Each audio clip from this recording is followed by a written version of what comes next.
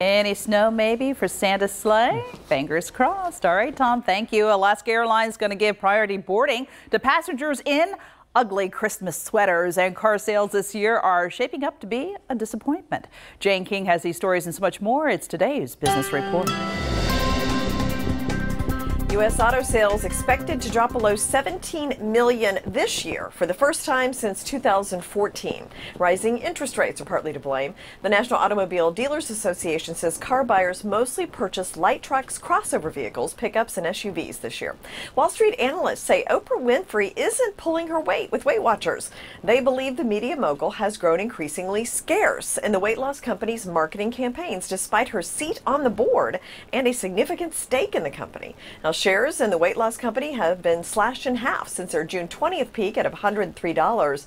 The worry is she's devoting time and energy to other projects like her health food line and ignoring Weight Watchers. Well, every company-operated U.S. Starbucks location will offer the nitrogen-infused coffee Nitro, which comes out of a tap by the end of next year to meet customer demand. The expansion is part of Starbucks' plan to sell more products next year, especially as Frappuccino sales slip. Customers are turning away from those sugary drinks and more toward the ice brews and coffees. And Alaska Airlines will let flyers wearing ugly Christmas sweaters board early on December 21st in honor of National Ugly Holiday Sweater Day. This is the second year in a row that the airline has celebrated this. Passengers are encouraged to tweet the photos and videos of themselves as well. Now, it's also playing holiday-themed boarding music and free holiday movies on board throughout the month. From the NASDAQ market site, I'm Jane King with your business update. All right, Jane, thanks so much. Let's take a look and see how stocks are performing on this Friday. Dow Jones Industrial is taking a hard dip, down 450 points to sit right now at 24,147. NASDAQ Composite following a similar suit, down 106 points to sit right now at 69.64. Well, the Christmas rush is on as busy shoppers try to get their packages delivered on time. So take a deep breath.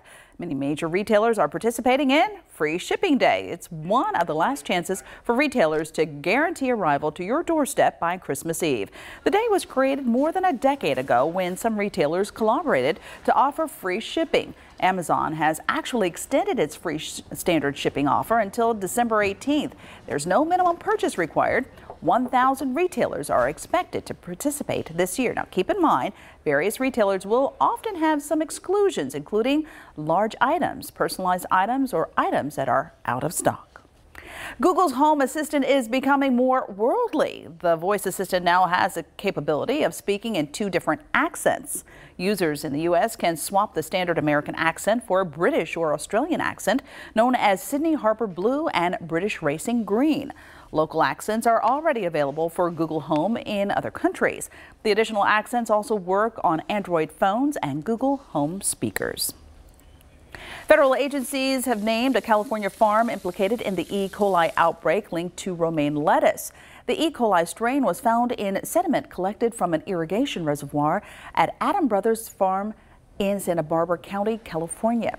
Now, investigators at the FDA and CDC say while there have been no new illnesses reported since mid-November, it's too soon to say the outbreak is over. That's because the Adams Brothers Farm doesn't appear to be connected to all of the E. coli cases. 59 people in 15 states have been sickened. Many were sick enough to be hospitalized. No one has died.